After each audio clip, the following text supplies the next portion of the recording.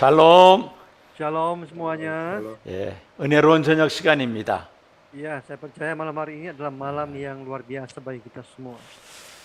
자, 이 다니엘서 후반부 7장부터가 상당히 중요한 내용들로 12장까지 가득 차 있습니다.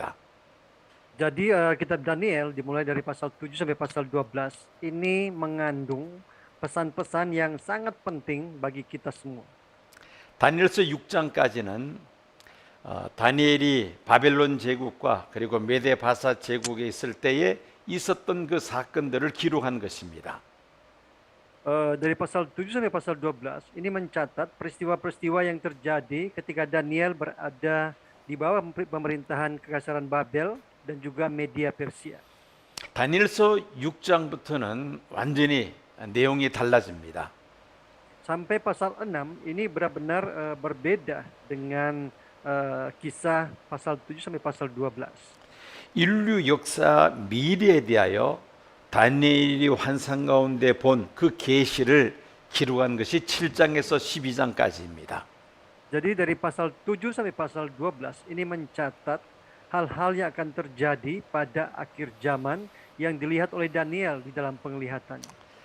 그래서 성경의 종말론을 기독교 종말론을 바로 이해하기 위해서는 다니엘서 7장에서 12장까지 내용을 반드시 공부해야만 합니다. Jadi untuk kita mau mempelajari tentang eskatologi atau doktrin akhir zaman, maka para hamba Tuhan harus berusaha untuk memahami pasal 7 sampai pasal 12 dari kitab Daniel ini. 다니엘서 7장에서 12장까지가 이 종말론에 있어서 매우 중요한 내용들입니다. Jadi sekali lagi dari pasal 7 sampai pasal 12 ini mengandung isi yang sangat penting terkait akhir zaman.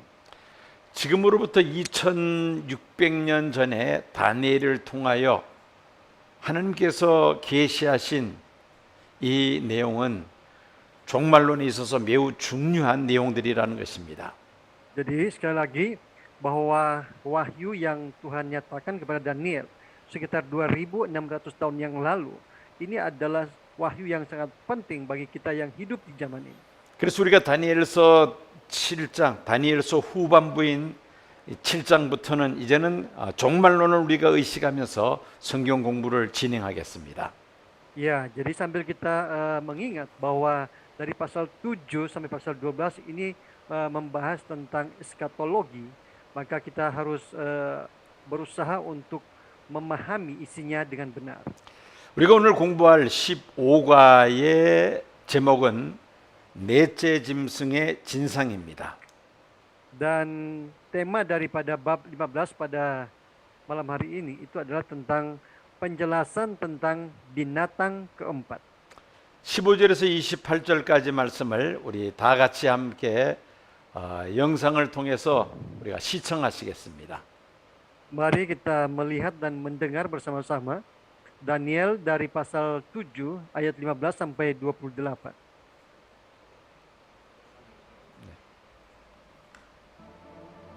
Maka aku, Daniel, terharu karena hal itu. Dan penglihatan-penglihatan yang kulihat itu menggelisahkan aku. Lalu kudekati salah seorang dari mereka yang berdiri di sana, dan ku minta penjelasan tentang semuanya itu. Maka berkatalah ia kepadaku, dan diberitahukannya lah kepadaku maknanya. Binatang-binatang besar yang 4 ekor itu, ialah 4 raja yang akan muncul dari dalam bumi. Sesudah itu, orang-orang kudus milik yang maha tinggi akan menerima pemerintahan, dan mereka akan memegang pemerintahan itu sampai selama-lamanya. Lalu aku ingin mendapat penjelasan tentang binatang yang keempat itu, yang berbeda dengan segala binatang yang lain, yang sangat menakutkan, dengan gigi besinya dan kuku tembakanya yang melahap dan meremukkan dan menginjak-injak sisanya dengan kakinya. Dan tentang ke-10 tanduk yang ada pada kepalanya, dan tentang tanduk yang lain, yakni tanduk yang mempunyai mata dan yang mempunyai mulut yang menyombong, yang tumbuh sehingga patahlah 3 tanduk dan yang lebih besar rupanya dari tanduk-tanduk yang lain. Dan aku melihat tanduk itu berperang melawan orang-orang kudus dan mengalahkan mereka. Sampai yang lanjut usianya itu datang dan keadilan diberikan kepada orang-orang kudus milik yang maha tinggi. Dan waktunya datang, orang-orang kudus itu memegang pemerintahan. Maka demikianlah katanya. Binatang yang keempat itu ialah kerajaan yang keempat yang akan ada di bumi, yang akan berbeda dengan segala kerajaan, dan akan menelan seluruh bumi, menginjak-injaknya dan meremukkannya. Ke-10 tanduk itu ialah ke-10 raja yang muncul dari kerajaan itu. Sesudah mereka akan muncul seorang raja. Dia berbeda dengan raja-raja yang dahulu dan akan merendahkan 3 raja. Ia akan mengucapkan perkataan yang menentang yang maha tinggi dan akan menganiaya orang-orang kudus milik yang maha tinggi. Ia berusaha untuk mengubah waktu dan hukum, dan mereka akan diserahkan ke dalam tangannya selama 1 masa, dan 2 masa, dan setengah masa.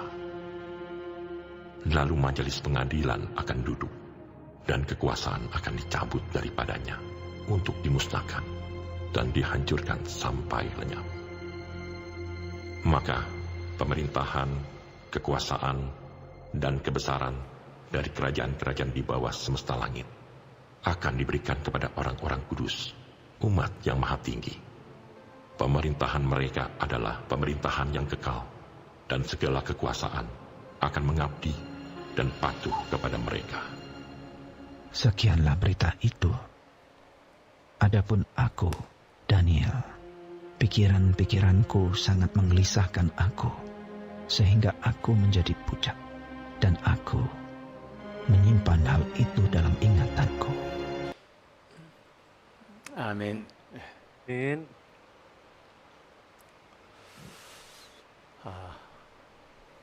다니엘서 7장은 벨사살 왕 원년에 다니엘이 하나님께로부터 받은 계시입니다.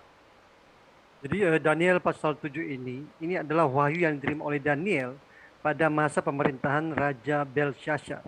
연대를 따지면은 주전 549년입니다. Jadi kalau kita tahunkan itu adalah tahun 546 sebelum Masehi. 바벨론 제국이 메데 바사 제국에 의해서 멸망당하기 10년 전에 벨사살 왕 원년에 다니엘이 하나님께로부터 받은 계시의 말씀이 바로 다니엘서 7장이라는 것입니다. Jadi Daniel pasal 7 ini adalah wahyu yang diterima oleh Daniel 10 tahun sebelumnya, sebelum Belshazzar menjadi raja atas Babel. 이 다니엘은 환상 속에서 4 짐승을 보았습니다. Di dalam penglihatannya Daniel melihat 4 binatang. 첫째 짐승은 사자 같은데 독수리 날개가 있는 짐승이었습니다. Ya, dikatakan bahwa binatang yang pertama itu adalah seekor binatang yang seperti singa tetapi mempunyai 2 sayap. 그것은 다니엘 당시에 바빌론 제국을 가리킵니다. Jadi ini merujuk kepada kerajaan Babel pada waktu itu. 두 번째 짐승은 곰입니다. Sedangkan binatang yang kedua itu adalah beruang. 메데 바사 제국을 가리킵니다. Ini merujuk kepada kerajaan Media Persia. 그리고 세 번째 짐승은 표범입니다. Sedangkan binatang yang ketiga adalah macam tutul. 이 표범에는 날개 4이 달려 있었습니다. Dan dikatakan bahwa macam tutul ini mempunyai 4 sayap. 날개 4이 달려 있는 표범은 메데 바사 제국을 멸망시킨 헬라 제국을 가리킵니다. Ini merujuk kepada kerajaan Yunani yang menghancurkan kerajaan Media Persia. 날개 내신 이 표범 다음에 나타나는 짐승이 넷째 짐승이 로마 제국입니다. Lalu selanjutnya muncullah binatang yang keempat yang merujuk kepada kerajaan Roma. 우리가 오늘 집중적으로 살펴보고자 하는 것은 바로 이 넷째 짐승의 진상에 관한 내용입니다. Dan malam hari ini secara detail kita akan melihat kepada binatang yang keempat. 15절과 28절을 보면은 이 다니엘이 하나님께로부터 그 받은 계시로 말미암아 근심하고 번민하였다고 기록하고 있습니다. Di dalam ayat 15 dan 28 dikatakan bahwa karena penglihatan atau wahyu yang diterima oleh Daniel, maka Daniel menjadi gelisah. 그 이유는 첫째는 다니엘이 본 환상은 위로부터 즉 하나님께로부터 주어진 것이기 때문이었습니다. Alasan yang pertama adalah karena penglihatan yang dilihat Daniel itu diberikan dari atas atau berasal dari Tuhan. 다니엘이 환상 가운데 본 네 짐승, 이 짐승들은 세상 제국을 가리킵니다. Dan penglihatan ini merujuk kepada kerajaan-kerajaan yang ada di dunia ini. 이 제국은 영역을 넓히기 위해서 전쟁을 일으키면서 수많은 사람들이 살해되고 재산을 약탈당하는 그런 어려움들이 계속해서 이어질 수밖에 없습니다. Jadi karena kerajaan ini ribuan orang terbunuh dan harta benda dijarah dalam perang untuk memperluas wilayah kekaisarannya. 그래서 다니엘은 이 환상을 보고는 마음에 근심하고 범민을 했던 것입니다. Itulah alasan kenapa Daniel menjadi gelisah ketika dia mendapatkan penglihatan ini. 다니엘이 환상 가운데 받은 이 계시는 세상 왕들이 받게 될 최후의 진도의 심판을 의미합니다. Ini juga mempunyai arti bahwa Allah akan menghakimi dunia ini, yaitu murkanya yang akan diterima oleh raja-raja dunia ini. 이런 일들이 있은 후에 마침내 영원한 하나님 나라가 이루어질 것을 말씀하고 있습니다. Dan juga berbicara bahwa setelah kesemuanya itu, akhirnya kerajaan Allah akan datang atau akan digenapi. 16절에서 18절까지 말씀을 보면은 다니엘의 질문과 천사의 대답을 기록하고 있습니다. Sedangkan di dalam ayat 16 sampai 18, di situ ada tanya jawab antara Daniel dan malaikat. 환상을 본 다니엘, 네 짐승의 환상을 본 다니엘이 천사에게 질문을 하되 이 모든 일의 진상이 무엇이냐고 질문을 했습니다. Jadi ketika Daniel melihat keempat binatang ini, waktu itu Daniel bertanya kepada malaikat tentang penjelasan tentang semuanya itu. 천사의 대답이 17절, 18절에 기록되어 있습니다. Dan malaikat menjawab Daniel di dalam ayat 17 dan 18. 그 말씀을 읽어주시기 바랍니다. Mari kita baca bersama-sama, 1, 2, 3. Binatang-binatang besar yang 4 ekor itu ialah 4 raja yang akan muncul dari dalam bumi. Sesudah itu orang-orang kudus milik yang maha tinggi akan menerima pemerintahan. Dan mereka akan memegang pemerintahan itu sampai selama-lamanya, bahkan kekal selama-lamanya. Amin. 다니엘이 환상 가운데 본 네 짐승은 이 세상에 등장할 네 왕이라고 천사가 답해 줍니다. Jadi binatang-binatang besar yang dilihat oleh Daniel itu merujuk kepada 4 raja yang akan muncul di tengah-tengah bumi ini. 앞으로 이런 강대한 나라들이 등장하고 난 다음에 마지막으로 지극히 높으신 이의 성도들이 나라를 얻으며 그 누림이 영원하고 영원하고 영원하리라고 천사가 대답을 해 주었습니다. Dan malaikat menjawab Daniel bahwa setelah munculnya 4 raja yang memiliki kerajaan yang kuat ini, maka pada waktu itu juga Tuhan akan menyatakan kerajaannya yang kekal selama-lamanya. 우리는 이 말씀에서 세상 나라는 일시적이고 유한하지만은 성도들이 하나님께로부터 얻게 될 나라는 영원하고 영원하고 영원한 나라임을 알 수가 있습니다. Dari sini kita dapat mengetahui bahwa kerajaan dunia bersifat sementara dan terbatas. Tetapi kerajaan yang akan diperoleh oleh orang-orang kudus itu bersifat kekal selama-lamanya.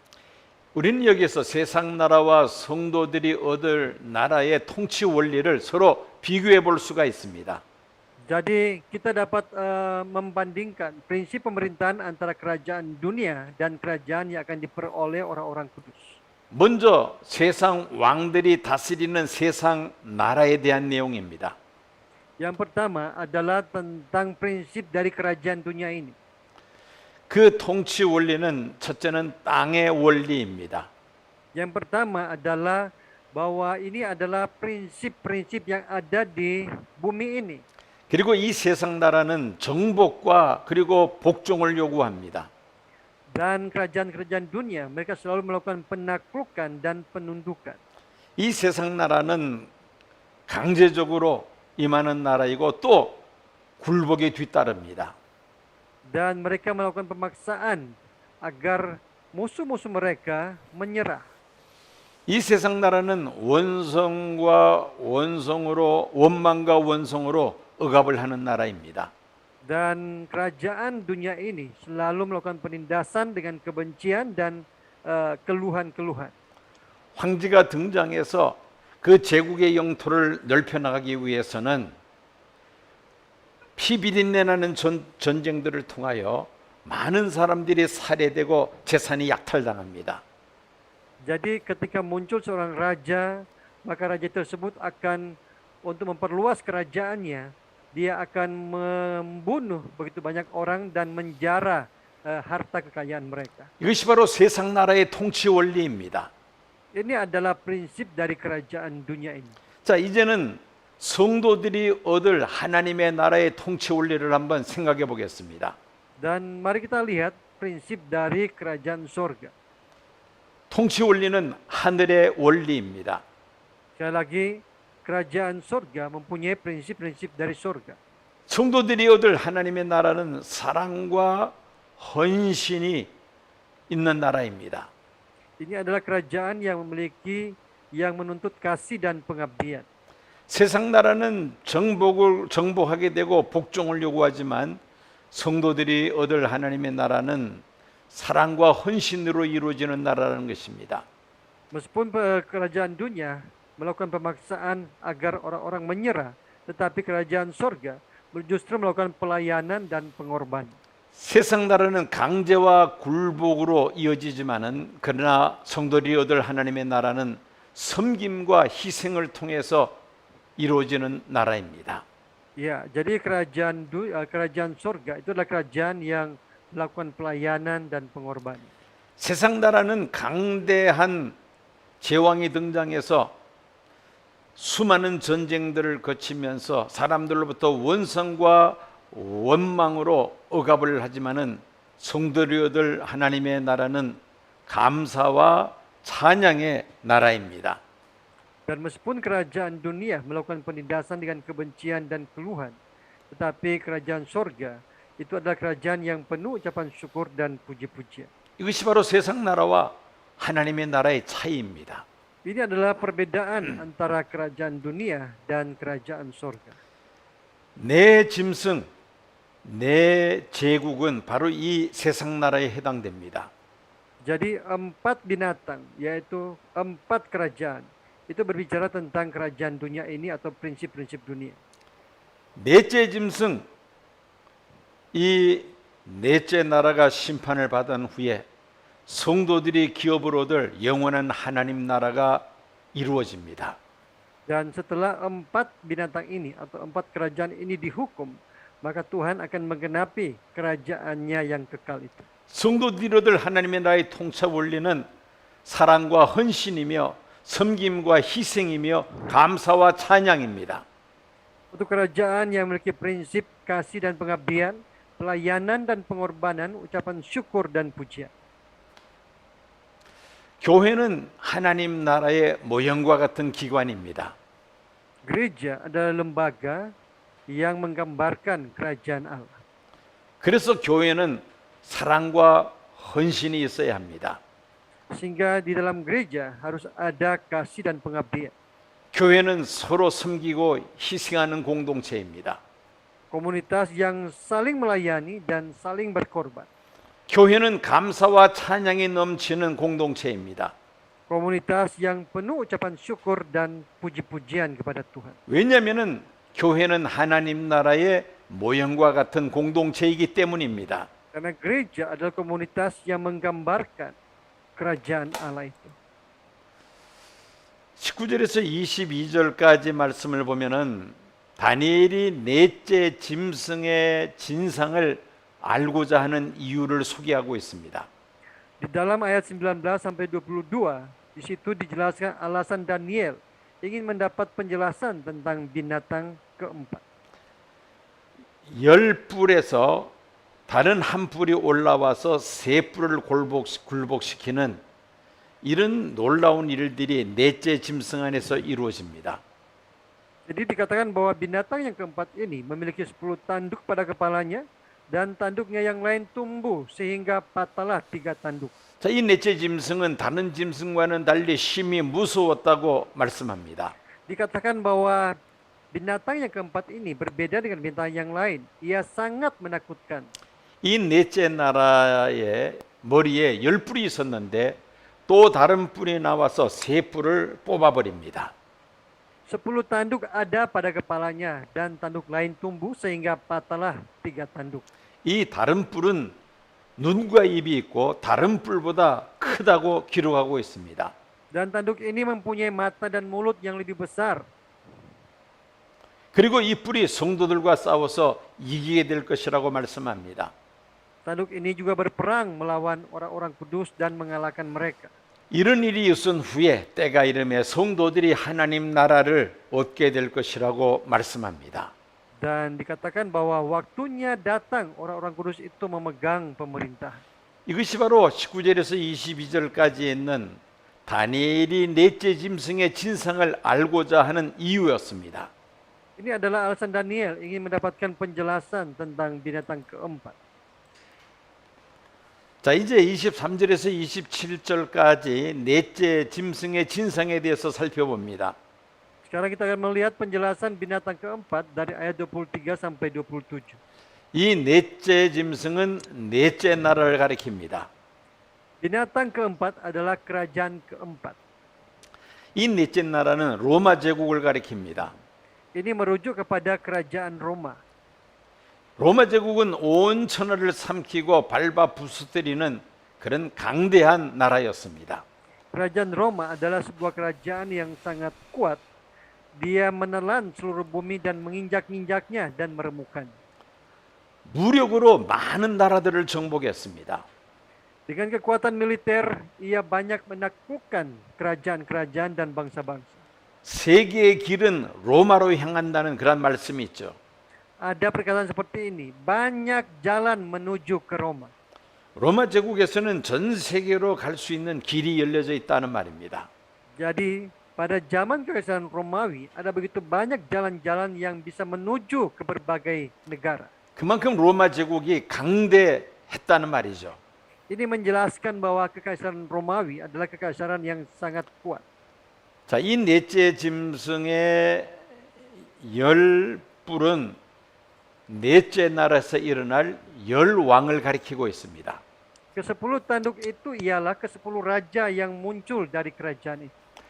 자, 또 다른 뿔이 등장해서 세 뿔을 복종시킨다고 말씀합니다. Dan dikatakan juga bahwa tanduk yang lain naik dan menaklukkan 3 tanduk.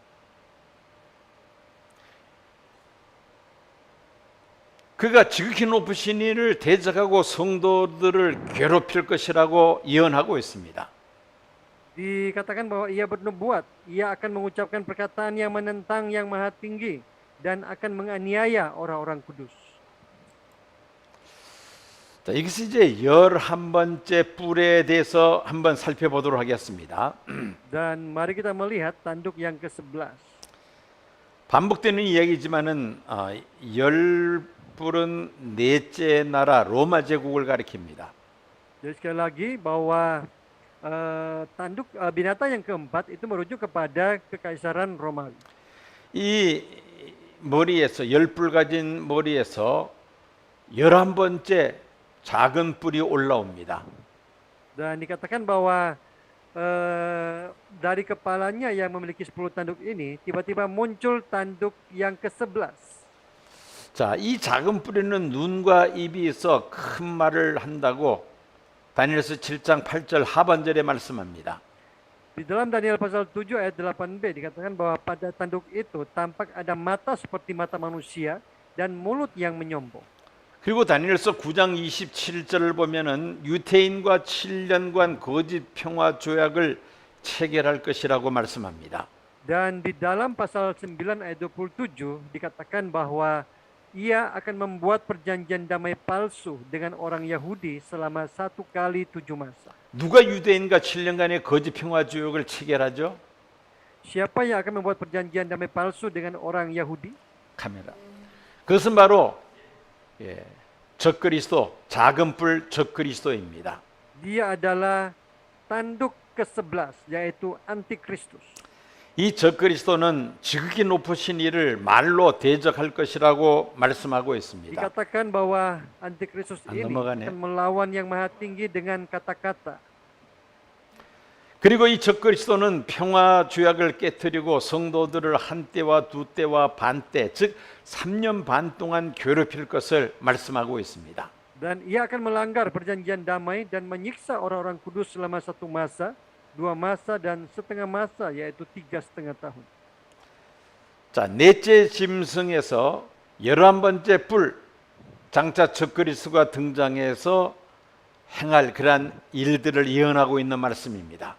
Jadi ayat-ayat ini menjelaskan apa yang akan dilakukan oleh tanduk yang ke-11, yaitu Antikristus ketika ia muncul. 이 내용은 요한계시록의 7머리 10뿔 짐승과 아주 내용이 흡사합니다. Dan penjelasan tentang binatang ini mirip dengan penjelasan di dalam kitab Wahyu pasal 17. 요한계시록 17장 7절에서 13절까지 말씀입니다. Itu firman Tuhan di dalam Wahyu pasal 17 ayat 7 sampai 13. 7머리는 7 나라입니다. Ya, dikatakan bahwa ada binatang berkepala 7 dan bertanduk 10. 7 berkepala 7 itu merujuk kepada 7 kerajaan. 이 7 나라는 아주 강대한 그런 세상 나라를 가리킵니다. 7 kerajaan ini adalah 7 kerajaan yang sangat kuat. 그 첫 번째가 애굽입니다. Yang pertama adalah Mesir. 그리고 이어지는 아수르 제국. Setelah itu Asyur. 그 다음에 세 번째가 바벨론 제국입니다. Dan yang ketiga adalah Kekaisaran Babel. 사도 요한이 이 환상을 본 때가 바로 이 바벨론 제국이었죠. Dan yang dilihat oleh Daniel di dalam pasal 7 ini itu adalah kerajaan Babel.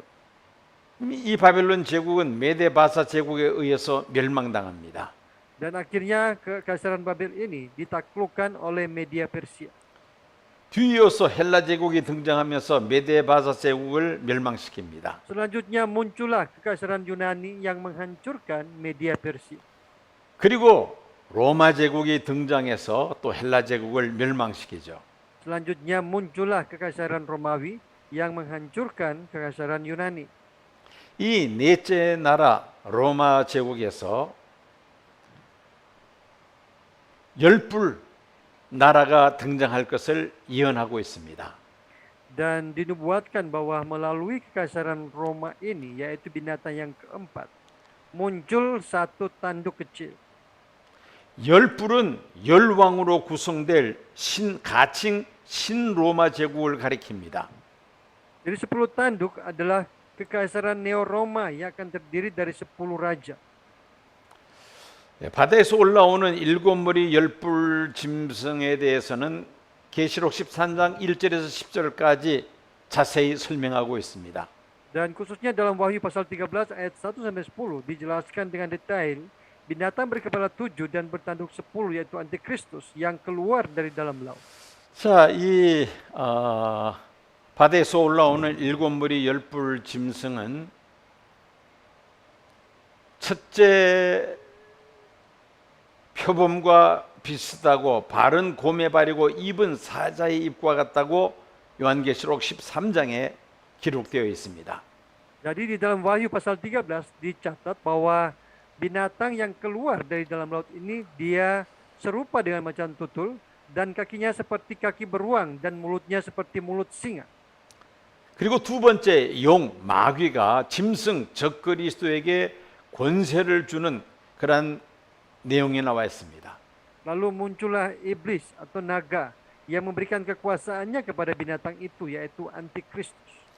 이 적그리스도는 신성 모독하는 입을 받고 42달 동안 즉 3년 반 동안 7년의 절반 동안 일할 권세를 얻을 것이라고 말씀합니다. Dan dikatakan bahwa antikristus ini akan diberikan kepadanya mulut yang penuh kesombongan dan hujat dan kuasa untuk melakukannya selama 42 bulan. 그리고 입을 벌려 하나님과 하늘에 사는 자들을 비방할 것이라고 말씀합니다. Ia akan membuka mulutnya untuk menghujat Allah dan semua mereka yang diam di sorga. 이어서 이 적그리스도는 성도들과 싸워서 이기게 될 것이라고 말씀합니다. Ya, dikatakan bahwa ia diperkenankan untuk berperang melawan orang-orang kudus dan untuk mengalahkan mereka. 즉 적그리스도에 의해서 성도들이 많이 순교하게 될 것을 예언하는 말씀입니다. Ayat ini menubuatkan bahwa nantinya akan banyak orang-orang kudus yang akan mati martir. 각 족속과 백성과 방언과 나라를 다스리는 권세를 얻을 것이라고 말씀합니다. Dan dinubuatkan bahwa kepadanya diberikan kuasa atas setiap suku dan umat dan bangsa, bahasa dan bangsa. 우리는 다니엘서 7장과 요한계시록 11장에 있는 내용을 서로 이렇게 살펴보았습니다.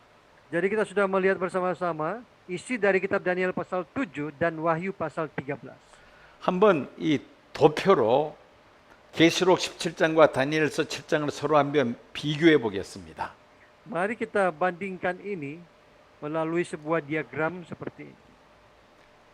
여러분 요한이 쓴 요한계시록은 애굽에서부터 시작해서 그리스도의 나라가 이루어지기까지의 그 과정을 기록한 것입니다. Kitab Wahyu itu membahas kisah kerajaan Allah sejak dari Mesir hingga digenapinya kerajaan Kristus. 반면에 다니엘은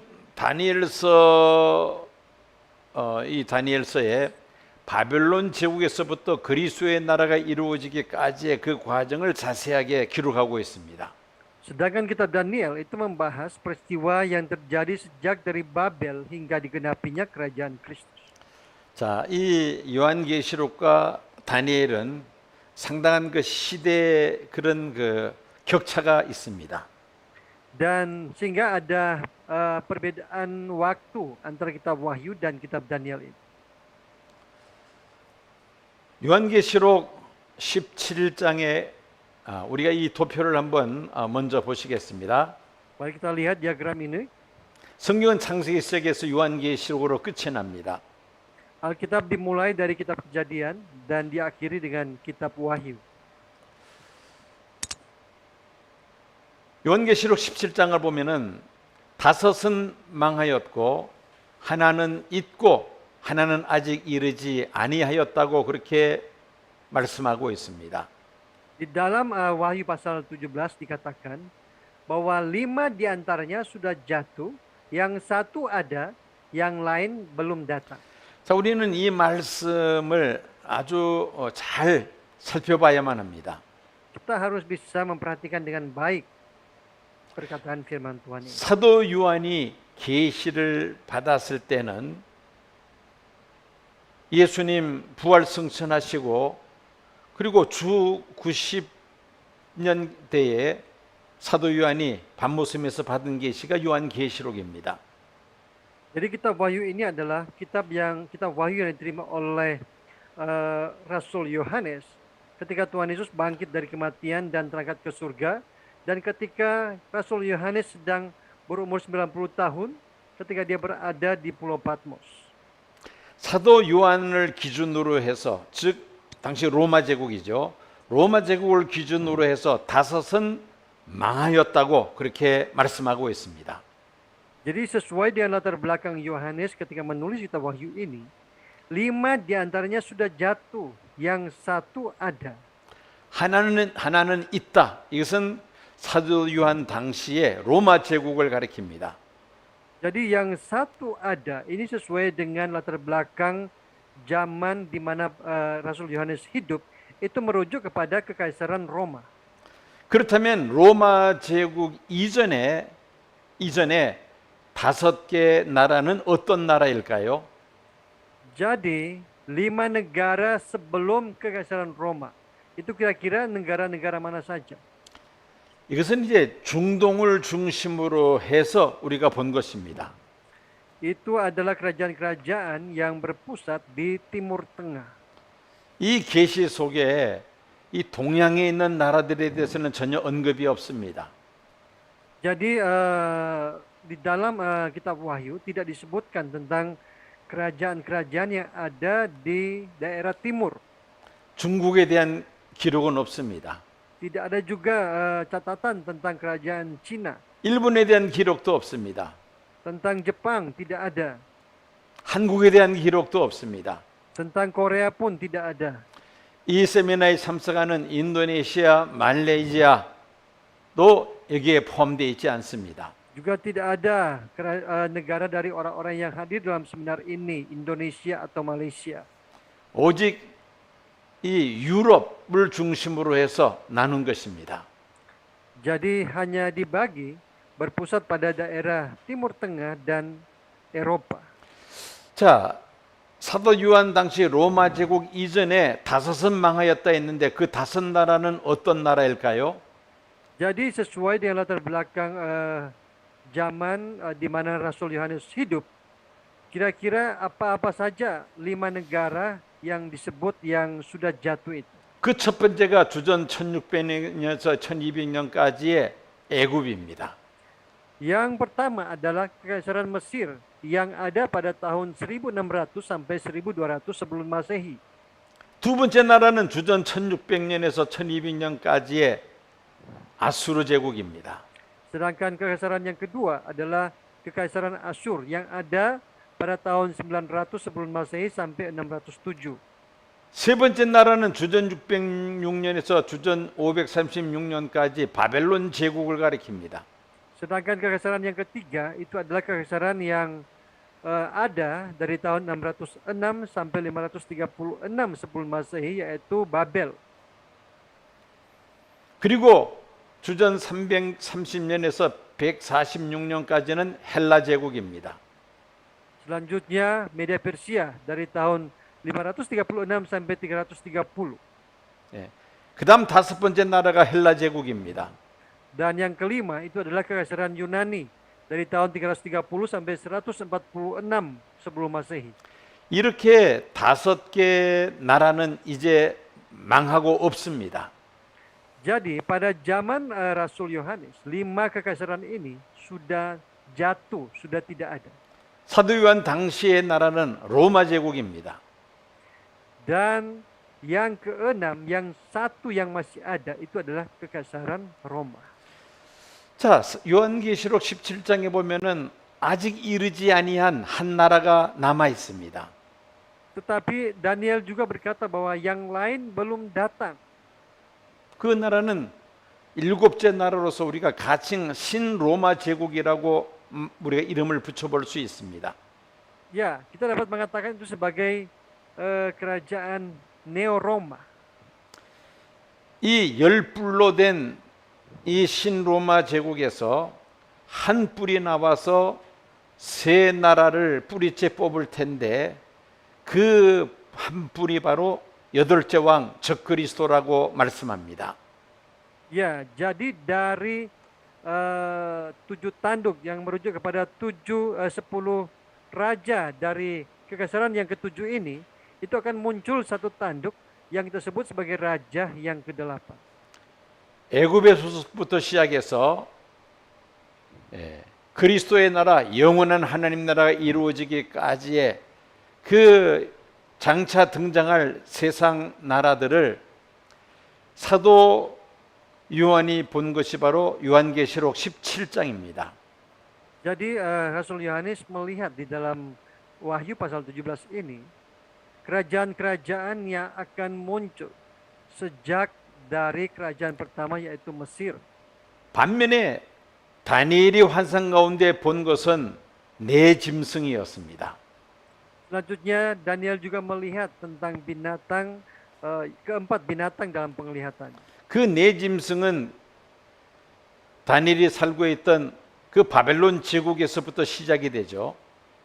Dan keempat binatang itu dimulai dari kekaisaran Roma Babel di mana dia hidup waktu itu. 그 첫 번째 짐승이 바벨론입니다. Jadi binatang pertama adalah Babel 그리고 두 번째 짐승이 메데바사입니다. dan binatang kedua adalah Media Persia.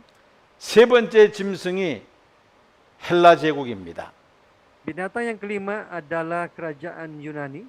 그리고 네 번째 짐승은 로마 제국, 가칭 신로마 제국, 거기서 등장하는 적그리스도까지 다 포괄적으로 네 짐승으로 설명하고 있습니다. Dan binatang yang keempat itu adalah kekaisaran Roma atau Neo-Roma atau yang disebut dengan Antikristus. 자, 다니엘은 바벨론에서부터 그리스도의 나라가 이루어지기까지의 그 등장할 세상 나라를 소개하고 있습니다. Jadi kita Daniel itu membahas tentang kerajaan-kerajaan yang akan muncul mulai dari Babel hingga digenapinya kerajaan Kristus. 우리는 요한계시록 17장과 다니엘서 7장을 서로 비교해 보았습니다. Jadi kita sudah membandingkan isi kitab Wahyu pasal 17 dan kitab Daniel pasal 7. 서로 비교해서 정리해 보니까 이렇게 그림으로 우리가 정리해 볼 수가 있습니다. Jadi kita bisa menyimpulkan ini dengan gambar seperti ini. 여러분들 이 내용을 잘 머릿속에 기억하시면은 여러분은 이 종말론에 대한 아주 중요한 이 프레임을 여러분들이 가질 수가 있습니다. Jadi kalau kita bisa mengingat ini dengan baik-baik, maka ketika kita berbicara tentang eskatologi, maka kita akan mempunyai kerangka penjelasan yang kuat dan kokoh. 자, 우리는 이 프레임을 가지고 현재 우리가 살고 있는 이 시대는 지금 어떤 시대인가를 우리가 한번 비교해 볼 필요가 있습니다. 넘겨주십시오. Jadi dengan frame ini kita dapat menghubungkan zaman di mana kita sedang hidup saat ini. 다시 한번 제가 설명하겠습니다. Saya akan jelaskan sekali lagi kepada kita semua. 사도 요한이 환상 가운데 사도 요한이 계시받은 것은 다섯 나라는 이미 망하였다는 것입니다.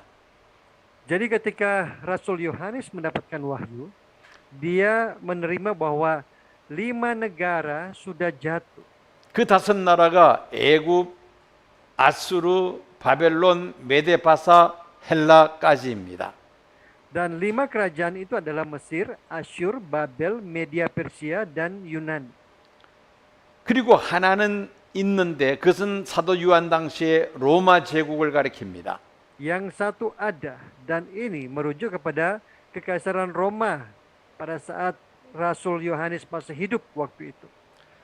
그리고 장차 임할 나라, 지금은 없지만은 장차 이루어질 7번째 나라는 바로 신로마 제국과 신로마 제국에서 등장할 작은 뿔의 나라, 즉 적그리스도를 우리가 생각해 볼 수 있습니다. Dan kerajaan yang ketujuh itu adalah kekaisaran Neo-Roma, juga merujuk kepada raja ke-8 yang juga merupakan tanduk kecil. 다니엘은 네 짐승 환상을 보았습니다. Jadi Daniel melihat penglihatan tentang 4 binatang. 첫 번째는 다니엘 당시의 바빌론 제국입니다. Ya, yang pertama adalah merujuk kepada Babel. 그리고 Kekaisaran di mana Daniel hidup pada waktu itu. 두 번째 제국은 바빌론이 멸망당하고 메데바사 제국이 등장할 것을 예언하고 있습니다. Sedangkan binatang yang kedua itu adalah merujuk kepada Media Persia yang menghancurkan Babel. 이 메데바사는 헬라 제국에 의해서 멸망당한 것을 또한 예언합니다. Dan Daniel juga menubuatkan bahwa Media Persia ini akan dihancurkan oleh Yunani. 헬라 제국은 로마 제국에 의해서 멸망당할 것을 예언하고 있습니다. Juga menubuatkan bahwa Yunani akan ditaklukkan oleh Kekaisaran Roma. 이 넷째 짐승에서 열불나라 신로마 제국이 가칭 신로마 제국이 장차 등장할 것입니다. Dan juga dari binatang yang keempat ini akan muncul satu kerajaan, yaitu 10 raja yang disebut juga dengan Neo-Roma. 이 열불나라에서 한 뿔이 올라와 세 뿔을 뿌리채 뽑게 될 터인데 그 다른 뿔이 바로 적그리스도임을 말씀하고 있습니다. Dikatakan bahwa dari 10 di antara 10 tanduk itu akan muncul satu tanduk dan 3 tanduk akan tercabut. Itu adalah merujuk kepada tanduk kecil, yaitu Antikristus. 이것이 다니엘이 환상 가운데 본 그러한 계시였습니다. Ini adalah wahyu yang dilihat oleh Daniel pada waktu itu. 인류 역사의 미래 종말에 대한 예언이었습니다. Ini adalah akhir zaman atau akhir daripada dunia ini. 요한계시록 17장에 사도 요한이 받은 계시와 다니엘서 7장에 다니엘이 받은 계시는 내용으로 보면은 동일하다는 것을 우리가 발견하게 됩니다. Jadi di sini kita bisa menemukan bahwa isi daripada penglihatan yang dilihat oleh Daniel dan penglihatan yang dilihat oleh Rasul Yohanes itu sama. 저와 여러분들이 살고 있는 이 시대는 어느 시점에 우리가 도달했다고 말할 수가 있을까요? Jadi menurut diagram ini, kira-kira saya dan saudara sedang hidup di mana saat ini? 바로 이 시점에 있다고 우리가 말할 수가 있습니다. Ya, jadi kita sedang berdiri di antara Roma dan Neo-Roma. 이미 로마 제국은 망했습니다. Roma sudah dihancurkan. 장차 가칭 신로마 제국이 우리 앞에 등장할 것입니다. Tetapi akan muncul Neo-Roma. 우리가 지금 추정할 수 있는 것은 유럽연합이 바로 이 신로마 제국으로 발전할 것이다라고 우리가 추정을 하고 있습니다. Kita saat ini hanya bisa berasumsi bahwa kerajaan Neo-Roma ini akan muncul dari Eropa bersatu. 지금 이 가칭 신로마 제국은 계속해서 지금 변화하고 있습니다. Khususnya kerajaan Neo-Roma ini atau Eropa bersatu ini terus mengalami perubahan. 그리고 장차 이 가칭 신로마 제국에서 강력한 적그리스도가 등장하게 될 것입니다. Dan dari antara negara-negara yang terdapat dalam Neo-Roma ini, itu akan muncul satu tanduk yang kuat, yaitu Raja ke-8. 그것을 여덟째 왕이라고 그렇게 요한계시록에서는 말씀합니다. Di dalam kitab Wahyu disebut sebagai Raja ke-8. 다니엘서에서는 작은 뿔이라고 그렇게 부르고 있습니다. Sedangkan di dalam kitab Daniel disebut sebagai tanduk kecil. 이런 일이 있은 후에 예수 그리스도께서 재림하셔서 이 적그리스도를 심판하시고 세상 나라를 심판하십니다. Dan setelah hal-hal ini terjadi, waktu itulah Tuhan Yesus akan datang kembali dan dia akan menghukum Antikristus dan juga kerajaan-kerajaan dunia ini.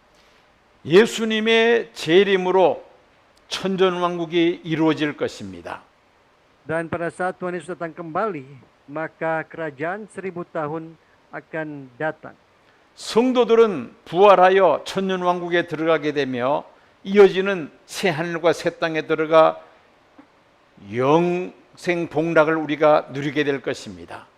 Dan orang-orang percaya pada waktu itu, mereka akan dibangkitkan dan masuk ke dalam kerajaan 1000 tahun.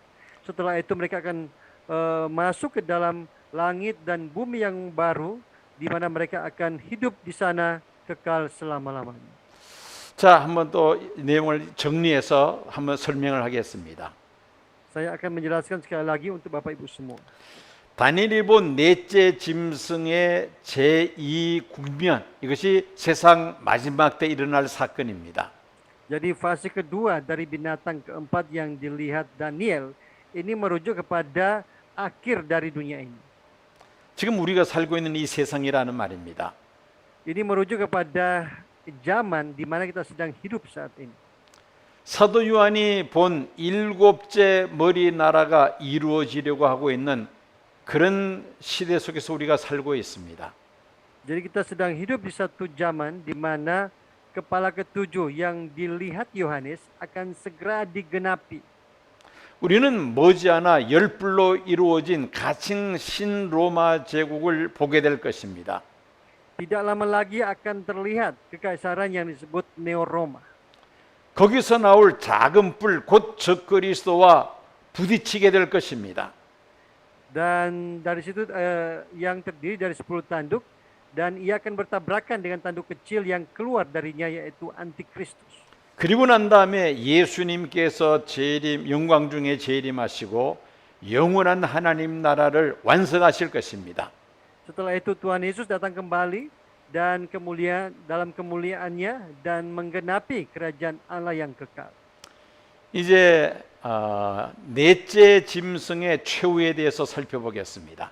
Dan kita akan melihat juga tentang akhir dari binatang yang keempat. 요한계시록 19장 19절에서 20장 2절에 있는 말씀입니다. Itu dalam Wahyu pasal 19 ayat 19 sampai 20 pasal 20 ayat 2. 예수 그리스도께서 재림하실 때에 적그리스도와 거짓 선지자는 유황 불못으로 던져질 것입니다. Pada kedatangan Yesus kembali, Antikristus dan para nabi palsu akan dilemparkan ke dalam lautan api. 예수님 재림 시에 용, 즉 마귀는 1000년 동안 무지경에 결박될 것입니다. Dan pada kedatangan Yesus kembali, naga atau iblis akan diikat selama 1000 tahun lamanya. 1000년이 끝난 후에 용, 즉 마귀는 유황 불못으로 던져질 것입니다. Dan setelah 1000 tahun, si naga atau iblis akan dilemparkan ke dalam lautan api. 예수님 재림 시에 적그리스도와 거짓 선지자가 유황 불못에 떨어지고 천년 왕국이 지난 다음에 마귀도 유황 불못으로 떨어지게 될 것입니다. Jadi pada kedatangan Yesus kembali, Antikristus dan para nabi palsu akan dilemparkan ke dalam lautan api.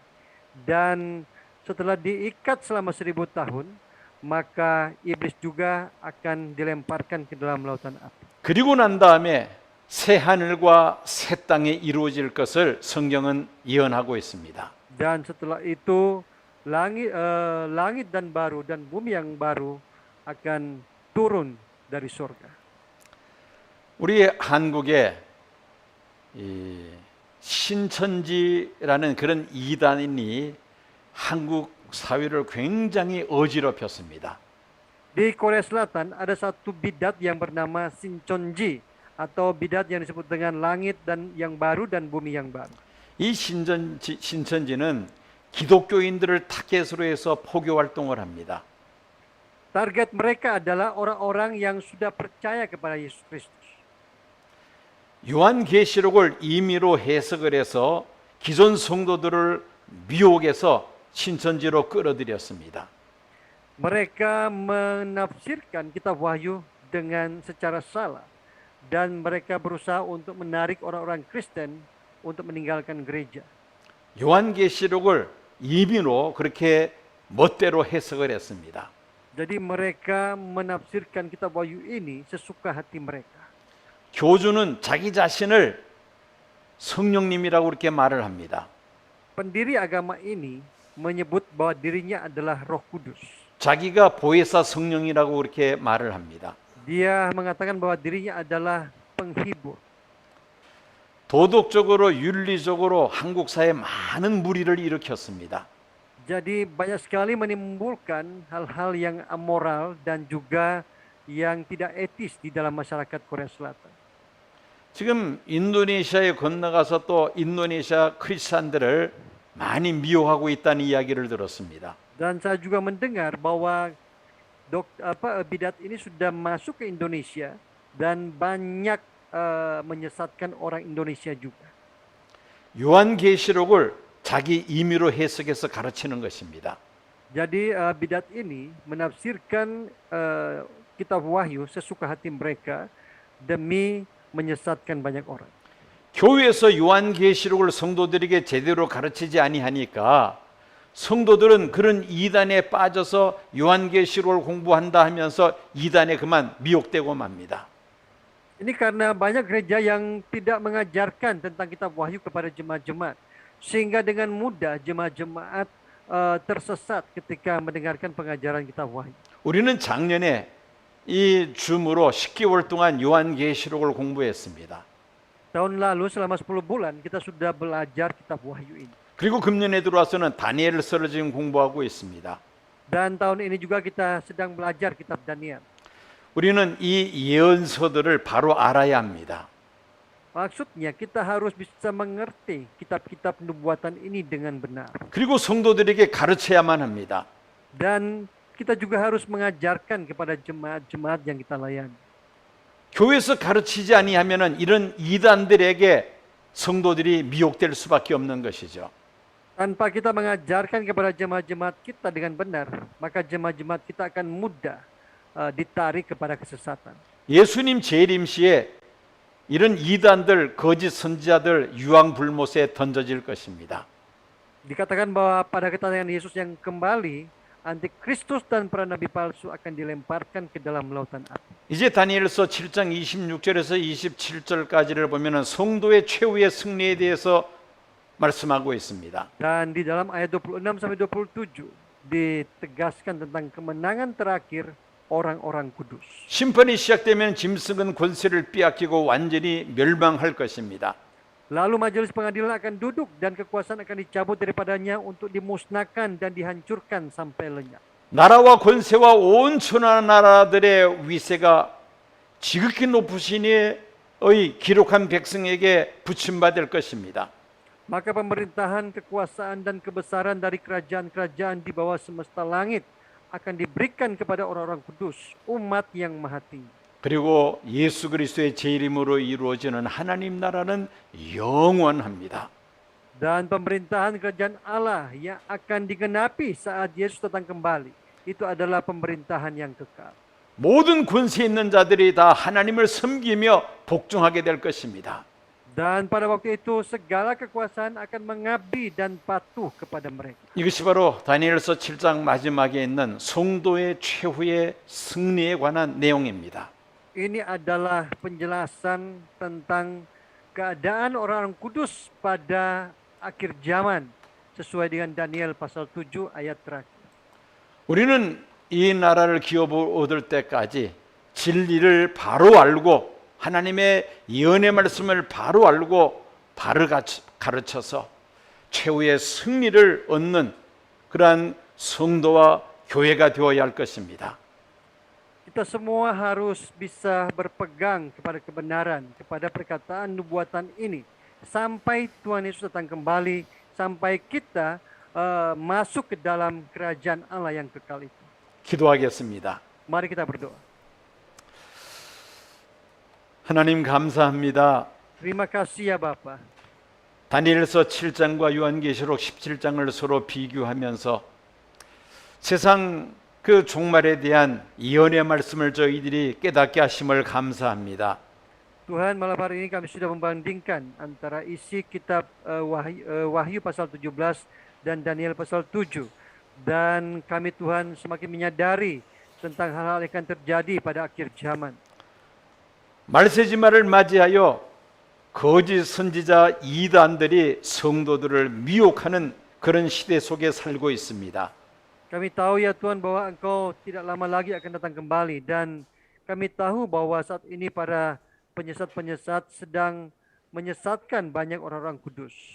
성경 예언의 말씀을 바로 알고 이단에 미혹되지 않고 바른 믿음을 지킬 수 있는 그래야 최후의 승리를 얻는 믿음의 사람 되게 하여 주시옵소서. Tolong kami semua agar kami dapat mengerti kebenaran ini, kami mengerti kata-kata nubuatan ini dengan benar, dan kami dapat berpegang sehingga kami boleh memperoleh kemenangan pada akhirnya. 예수님 이름으로 기도드립니다. Di dalam nama Tuhan Yesus kami berdoa. 아멘. Amin.